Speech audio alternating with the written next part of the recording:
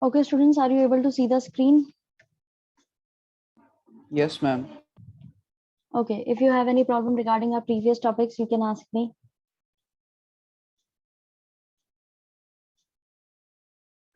No, ma'am. Okay, so we were studying permanent executive bureaucracy. We completed few paragraphs of it. And now we have to complete the last paragraph. While efficiency and merit are the norms for recruitment, the Constitution also ensures that all the sections of the society, including the weaker section, have an opportunity to be part of public bureaucracy. अब क्या होता है, भले ही यहाँ पे efficiency और merit basis पे हम recruit करते हैं सारे लोगों को, लेकिन यहाँ पर कॉन्स्टिट्यूशन ने कुछ अपने एक्स्ट्रा वो प्रिविलेजेस, एज इन प्रिविलेजेस तो नहीं, एज इन पॉइंट्स दे रखे हैं, जहां पर सारे ही सेक्शन, समाज के जितने भी लोग हैं, हर कैटेगरी के जो लोग हैं, उनको एक प्रोवाइड करा रखी है कि किस तरीके से एक ऐसा पॉइंट दे रखा है जिससे सब लोगों को पार्टिसिपेट करने का मौका मिले, उनको अपॉर्चुनिटी मिले, जिससे वो अपने आप को स्टैब्लिश कर सकें और अपने जो वीकर सेक्शंस हैं वो भी इस लायक बन सकें कि वो एक प्रॉपर अच्छा अमाउंट में जो लिविंग स्टैंडर्ड है उसको मेंटेन कर सकें, लिविंग कंडीशन जो है उनकी इम्प्रूव कर सकें। तो उसके लिए उनको स्पेशल वो दिया हुआ है यहाँ पे प्रिविलेज। Wait a minute.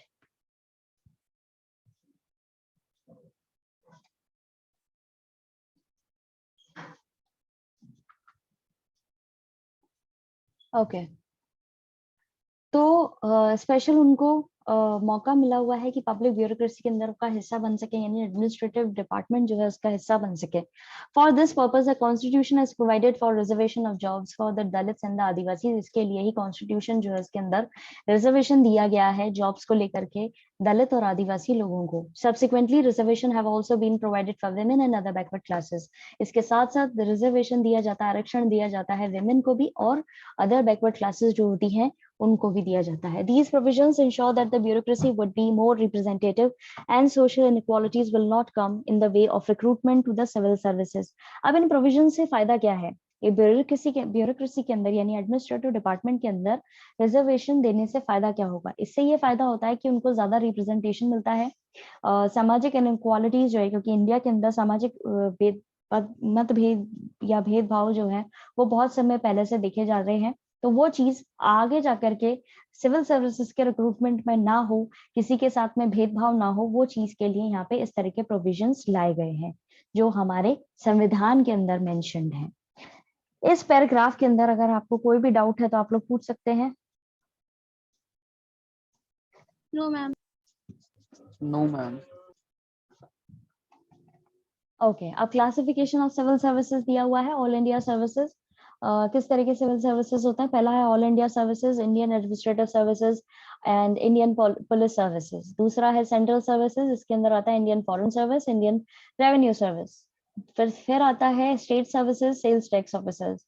अब यहाँ पे 3 कैटेगरीज में यहाँ पे डाला गया है। Person selected by the UPSC for Indian administrative services and Indian police services constitute the backbone of the higher level of bureaucracy in the state. जो लोग यूपीएससी का एग्जाम निकाल करके आते हैं वो बनते हैं आईएएस और आईपीएस, ठीक है। और ये हमारे एक हायर लेवल होता है स्टेट्स का, स्टेट की ब्यूरोक्रेसी का, एडमिनिस्ट्रेटिव डिपार्टमेंट का सबसे हायर लेवल की सिविल सर्विस होती है और वो इसकी बैकबोन होती है। You may know that the collector of a district is the most important officer of the government at the district level.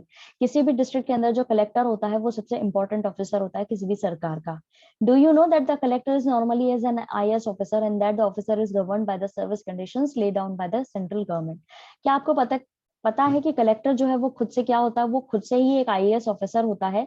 Normally एक आईएएस ऑफिसर जो है कलेक्टर बन के ही जाता है और वो उस समय में जो जिस भी जगह पर अपॉइंट किया जाता है वहां पर वो सर्विस कंडीशंस जो है जो सेंट्रल गवर्नमेंट के द्वारा चलाई जा रही हैं उसको डील करता है, वहां पे प्रॉपर स्मूथ फंक्शनिंग जो है उसके लिए वो रिस्पॉन्सिबल होता है।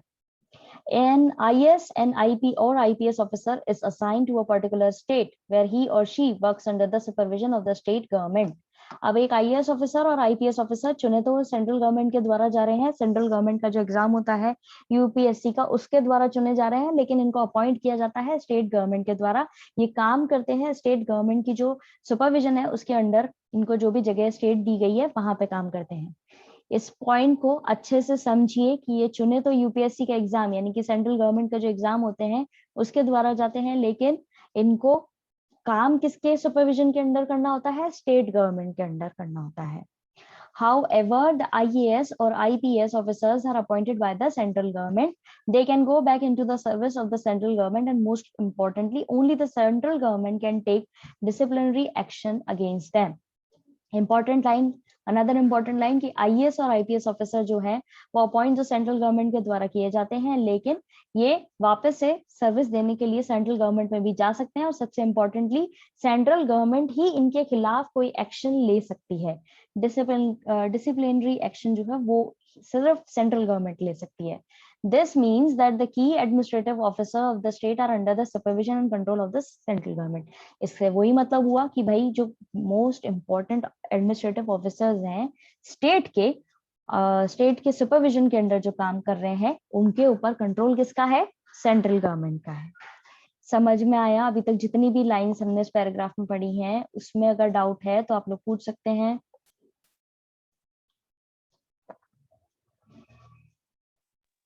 No ma'am. No ma'am. Important paragraph है इसलिए इसको ढंग से समझिएगा। Apart from IAS and IPS officers appointed by the UPSC, the administration of the state is looked after by the officers appointed through the State Public Service Commission. अब IAS और IPS के अलावा जो कि UPSC के द्वारा appoint किए जा रहे हैं, इसके अलावा दूसरे जो स्टेट के एडमिनिस्ट्रेटिव ऑफिसर्स होते हैं, एडमिनिस्ट्रेशन के लिए जो होते हैं, वो किसके द्वारा अपॉइंट किए जाते हैं? जो स्टेट का पब्लिक सर्विस होता है, पब्लिक सर्विस कमीशन होता है। जैसे राजस्थान के एग्जांपल लेकर के चलें तो आरपीएससी आपने नाम सुना होगा, तो राजस्थान का जो पब्लिक सर्विस कमीशन है RAS, वो इनके द्वारा अपॉइंट किए जाते हैं। As we shall study later in the chapter on federalism, this feature of the bureaucracy strengthens the control of the central government over the administration of the state. अब आगे जाकर के हम फेडरलिज्म पे जो चैप्टर है उसमें इस फीचर के बारे में अच्छे से पढ़ेंगे कि कैसे ब्यूरोक्रेसी और मजबूत हो जाती है और उसका कंट्रोल जो है सेंट्रल गवर्नमेंट का, the control of the central government over the administration of states, यानी कि सेंट्रल गवर्नमेंट के जो ऑफिसर्स हैं वो जो एडमिनिस्ट्रेशन है वो किस तरीके से स्टेट का एडमिनिस्ट्रेशन जो है उसको कंट्रोल करते हैं, उसके बारे में हम फेडरलिज्म वाले चैप्टर में पढ़ेंगे। क्लियर है? इस पैराग्राफ में कोई पॉइंट में अगर आपको डाउट है तो आप लोग अभी पूछ सकते हैं। No ma'am. No ma'am. Okay. Moving on, the bureaucracy is an instrument through which welfare policies of the government must reach the people. और दूसरा जो important instrument के तौर पे बताया गया है bureaucracy के बारे में कि ये सबसे important feature है कि यहाँ पे policies, लोगों की भलाई के लिए policies जो है बनाई जाती हैं सरकार के द्वारा जो लोगों तक पहुंचे भी। But most often it is so powerful that people are afraid of approaching a government officer. लेकिन अक्सर ये इतने powerful होते हैं कि लोग बाग जो हैं वो बहुत डरते हैं इन government officers तक अप्रोच करने में। It is a common experience of the people that bureaucracy is insensitive to the demands and expectations of the ordinary citizen. ये common experience है कि जो आम जनता होती है उनका जो भी डिमांड होती है, जो भी एक्सपेक्टेशंस होती हैं, वो ब्यूरोक्रेसी के लिए जो है कि आप बिल्कुल उस ब्यूरोक्रेसी यानी जितने भी ये IAS और RAS ऑफिसर्स होते हैं उनके पास में आप जाकर के सीधे नहीं बोलोगे कि हमें सो एंड सो प्रॉब्लम है एंड हम जो है इस चीज को लेकर के समाधान या सोल्यूशन जो है वो चाहते हैं। कई बार ऐसी चीजों को लेकर के वो इनसेंसिटिव तरीके से रिएक्ट करते हैं, तो लोग बाग इसी वजह से डरते हैं उनको अप्रोच करने में। Only if the democratically elected government controls the bureaucracy, some of these problems can be effectively handled. ये तभी पॉसिबल है कि जब डेमोक्रेटिक मैटर में सरकार चुनी जाए तभी इस तरह के मैटर्स जो हैं वो पॉलिटिकली प्रॉब्लम्स जो उनकी इफेक्टिवली हैंडल की जाती हैं। अब अगर आपको कोई प्रॉब्लम आ रही है तो आप सीधे जाकर के IAS ऑफिसर या कलेक्टर के पास में जाकर के नहीं बोलोगे, इसके कंपैरेटिवली आप वहां का जो पार्षद है उसको जाकर के अप्रोच करोगे। ये लाइन हमने पहले भी पढ़ी थी कि it is easy to approach a political leader instead of any government officer, तो वो चीज यहाँ पे एप्लीकेबल है। On the other hand, too much political interference turns the bureaucracy into an instrument in the hands of the politician. अब ज्यादा से ज्यादा अगर आप पॉलिटिकली इंटरफेरेंस होता है तो ब्यूरोक्रेसी जो है वो किस तरह का इंस्ट्रूमेंट बन जाती है, पॉलिटिशियन के हाथों का इंस्ट्रूमेंट बन जाती है। इसका एग्जाम्पल आप ऐसे समझिए कि अगर कोई पॉलिटिक्स में इन्वॉल्व है और वो ज्यादा से ज्यादा कोशिश कर रहा है वहां के कलेक्टर को अपने तरीके से मोल्ड करने की, और कलेक्टर जो है वो भी उनकी हाँ में हाँ मिलाते हुए काम कर रहा है, तो वो अपनी पावर्स का जो प्रॉपर यूज होना चाहिए लोगों की भलाई के लिए, जो उसको राइट्स दिए हुए हैं या पावर्स दी गई हैं, वो उसका यूज ना करके वो सिर्फ एक पपेट की तरह बन के रह जाता है पॉलिटिशियन का। समझ में आया?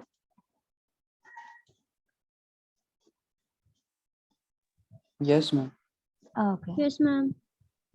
Though the Constitution has created independent machinery for recruitment, many people think that there is no provision for protecting the civil servants from political interference in the performance of their duties.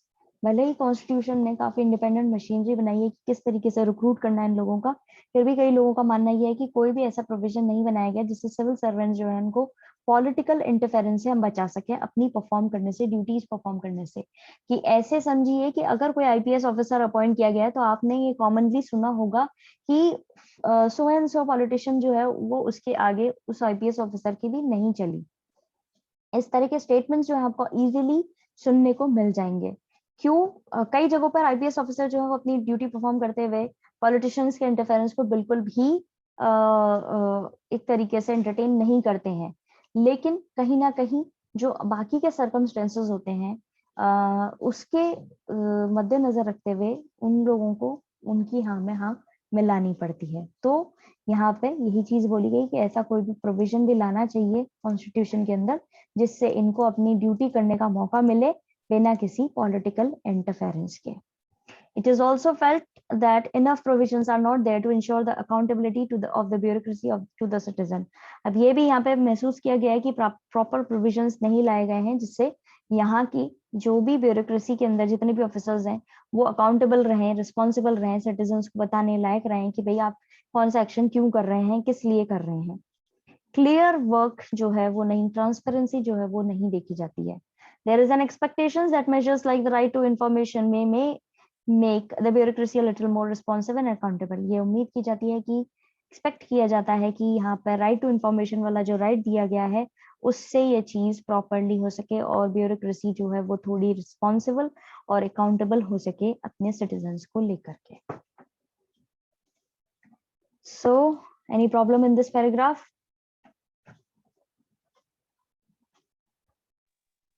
No, ma'am. Okay. Conclusion: the more modern executive is a very powerful institution of government. The executive enjoys greater powers compared to the other organs of the government. Conclusion ये है कि modern executive बहुत ही powerful institution है सरकार का, ये ज्यादा powers enjoy करता है कंपेयर करें दूसरे organs से government के, तो उनसे ये ज्यादा powers enjoy कर रहे हैं। This generates a greater need to have a democratic control over the executive. इसी की वजह से यहाँ पर ज्यादा कंट्रोल करना चाहिए executive के ऊपर। The makers of our constitution thought with the foresight that the executive must be put firmly under the regular supervision and control. अब हमारे जो कॉन्स्टिट्यूशन बनाने वाले थे उन्होंने काफी दूर दृष्टि से ये सोचा कि एग्जीक्यूटिव जो है उसको अंडर कंट्रोल करना चाहिए, अच्छे सुपरविजन के अंदर रखना चाहिए और कंट्रोल करना चाहिए। दस पार्लियामेंट्री एग्जीक्यूटिव वाज चूजन, इसीलिए पार्लियामेंट्री एग्जीक्यूटिव को चूज किया गया। Periodic elections, constitutional limits over the exercise of powers and democratic politics have ensured that the executive organ cannot become unresponsive. इसीलिए पीरियोडिक इलेक्शंस यानी लगातार एक पर्टिकुलर टाइम पीरियड के दौरान इलेक्शंस कराए जा रहे हैं। कॉन्स्टिट्यूशनल लिमिट करता है इनकी पावर्स को, ठीक है। डेमोक्रेटिक पॉलिटिक्स जो है ये इंश्योर करती है कि एग्जीक्यूटिव ऑर्गन जो है वो बिल्कुल भी अनरिस्पॉन्सिव ना बने। So we completed this chapter along with this conclusion. If you still have any problem in any topic of this chapter, you can ask me because we still have time.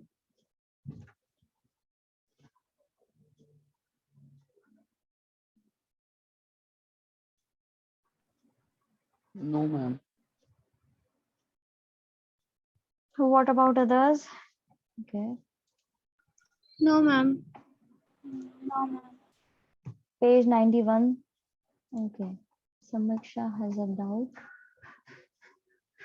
Let's move on to page 91. Yes, size of the yeah, good. Size of the Council of Ministers before the 91st Amendment Act 2003. The size of the Council of Ministers were determined according to the exigencies of the time and requirements of the situation. अब ये बहुत ही important है कि हमने पढ़ा था council of ministers जो है वो अपॉइंट करता है प्राइम मिनिस्टर, तो उनका कितने मिनिस्टर्स जो है अपॉइंट करने चाहिए, कितना टाइम होना चाहिए, कितने समय के लिए होने चाहिए, वो सारी चीजें यहाँ पर डिटरमाइन की गई हैं, पहचानी गई हैं, देखी गई हैं। 91st अमेंडमेंट एक्ट लाया गया था 2003 के अंदर, but this led to a very large size of council of minister. इससे बहुत ज्यादा लार्ज साइज जो है वो देखा गया मिनिस्टर का, काउंसिल ऑफ मिनिस्टर्स का। Besides, when no party had a clear majority, there was a temptation to win over the support of the members of parliament by giving them ministerial position, as there was no restriction on the number of members of the council of ministers. अब इसके अलावा पहली बात तो ये हो गया कि भाई बहुत ज्यादा अमाउंट में काउंसिल ऑफ मिनिस्टर्स इन्होंने अपॉइंट कर दिया। अब जब ऐसी सिचुएशन आए कि कोई भी पार्टी को क्लियर मेजोरिटी, बहुमत नहीं मिले, तो वहां पर ज्यादा से ज्यादा सपोर्ट हासिल करने के लिए प्राइम मिनिस्टर ने ज्यादा से ज्यादा मिनिस्ट्रियल पोजीशंस देना शुरू कर दिया, क्योंकि यहाँ पे कोई भी अमाउंट में मेंशन नहीं था कि आप कितने मेंबर्स जो है वो काउंसिल ऑफ मिनिस्टर्स में डाल सकते हो। This was happening in many states also. कई सारी states के अंदर भी ये चीज देखी जा रही थी। Therefore, an amendment was made that the Council of Ministers shall not exceed 15% of total members of the House of People or Assembly or in the case of the state. इसीलिए यहाँ पे amendment लाया गया कि Council of Ministers जो है वो जितने भी टोटल मेंबर्स हैं उनके सिर्फ 15% मेंबर्स ही अपॉइंट होने चाहिए इस कैटेगरी के अंदर, और ये चीज देखी जानी चाहिए हाउस ऑफ पीपल, लोकसभा वाला जो हाउस होता है उसके अंदर भी, और यही चीज स्टेट के अंदर भी केस, यही चीज स्टेट का जो हाउस होता है उसमें भी देखी जानी चाहिए। तो यानी कि अगर आपको बोला जाए size of the council of minister कितने अपॉइंट होने चाहिए, तो टोटल नंबर का जो 15% है उतने ही वो अपॉइंट होंगे। क्लियर है समीक्षा? कोई और दिक्कत आपको?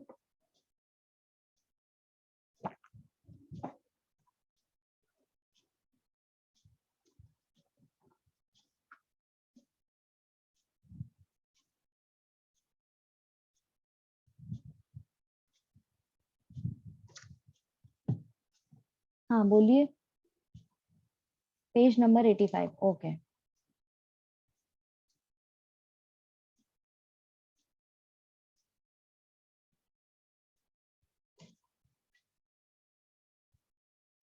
पेज नंबर 85 पर page number 84। Okay, no problem. Power and position of the president, this one.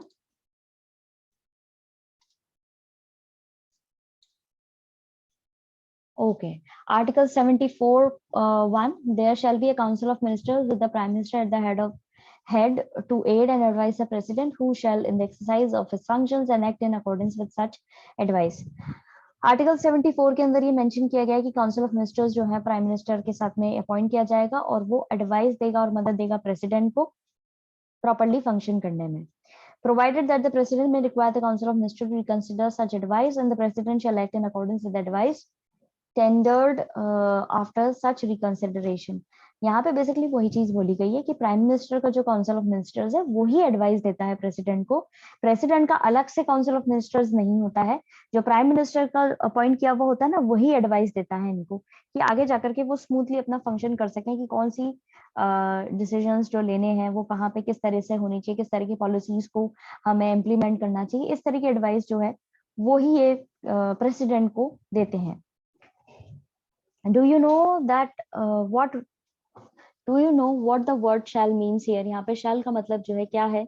It indicates that the advice is binding on the president. ये indicate करता है कि advice जो है वो president से जोड़ करके देखी जाती है।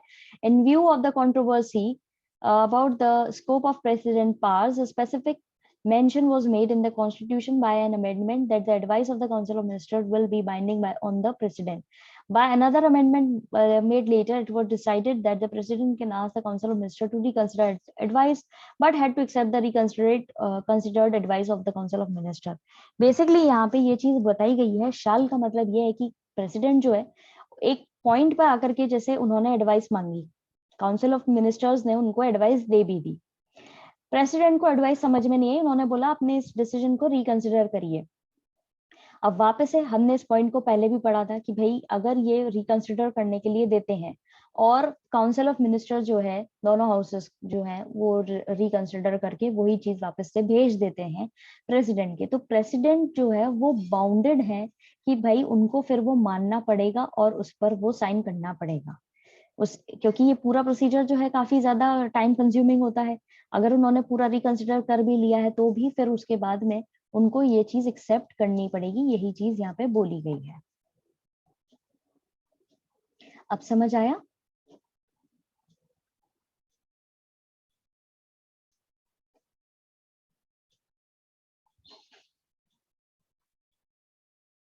ओके, एनीबडी एल्स, किसी और को कोई दिक्कत?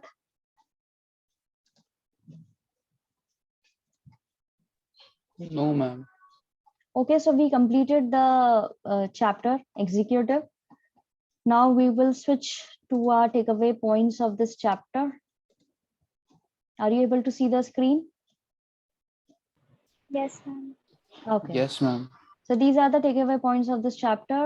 In a democracy, the government is divided into 3 organs. Democracy के अंदर government जो है वो 3 organs में divided होती है. The legislative, executive, and judiciary. The legislature and the executive are interdependent in a parliamentary system.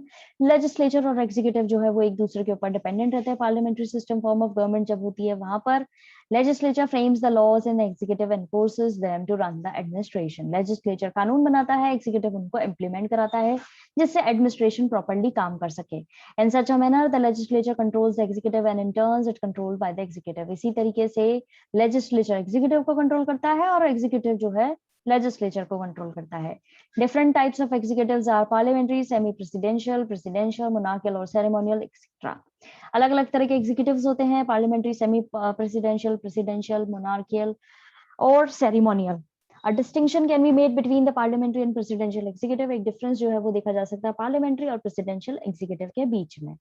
एक parliamentary system के अंदर the real head of the executive is the prime minister and the president is the nominal head. Parliamentary system में main head होता है prime minister, real head होता है, और presidential जो है वो nominal head होता है. The prime minister is assisted by the council of minister and advises the president. अब प्राइम मिनिस्टर जो है उनको असिस्ट करते हैं काउंसिल ऑफ मिनिस्टर्स और वो एडवाइस भी देते हैं प्रेसिडेंट को. The president enjoys the right to be informed of all important matters and functioning of the council of minister. President enjoy करते हैं अपना राइट कि उनको सारे ही मैटर्स पे इन्फॉर्म किया जाता है और काउंसिल ऑफ मिनिस्टर्स किस तरह काम कर रहे हैं उस पर भी उनको इन्फॉर्म किया जाता है. The vice president is the ex-office chairman of Rajya Sabha and ex for the president when the office of the president falls vacant. अब प्रेसिडेंट की पोस्ट जब खाली हो जाती है या एज एन की वो बीमार हैं या कोई ऐसी कंडीशन है जब वो प्रॉपर्ली फंक्शन नहीं कर सकते तो एक्स चेयरमैन ऑफिसर जो होता है राज्यसभा का उसको वाइस प्रेसिडेंट की तरह अपॉइंट किया जाता है और वो एक्ट करता है प्रेसिडेंट की पोजीशन पे. Council of Ministers is responsible collectively to the House of the People and it shall not exceed 15% of total number of members of the House of the People. वही चीज कि Council of Ministers जो है वो 15% जो total members हैं उससे ज्यादा एक्सीड नहीं करना चाहिए उनका number.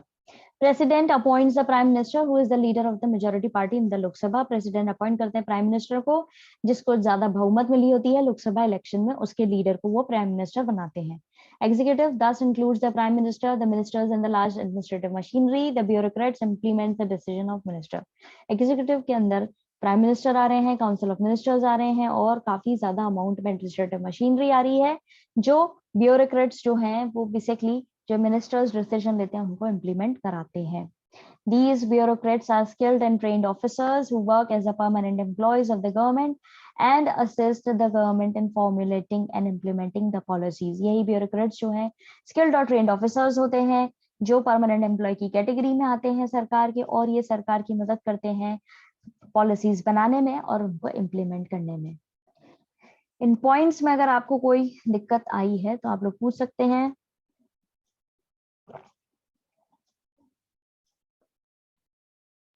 No, ma'am.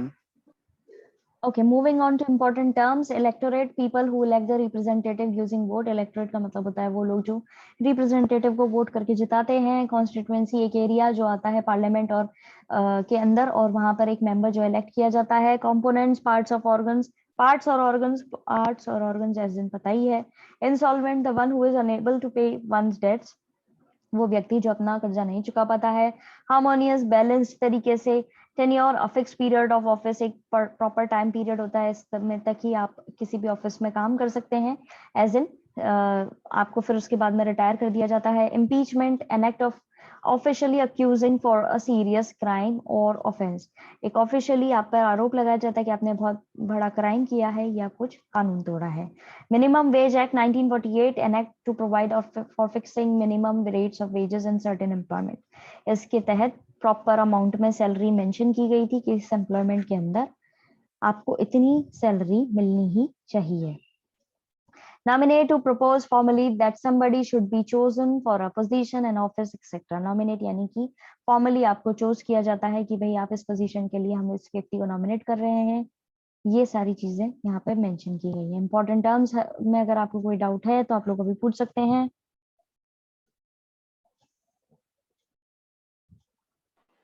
No, ma'am. No, ma'am. Okay, so that's it for today. We have completed this chapter along with the takeaway points and important terms. Tomorrow we will start the chapter rights because it is coming in our term 1 and we have to focus on term 1 syllabus. So we'll be doing that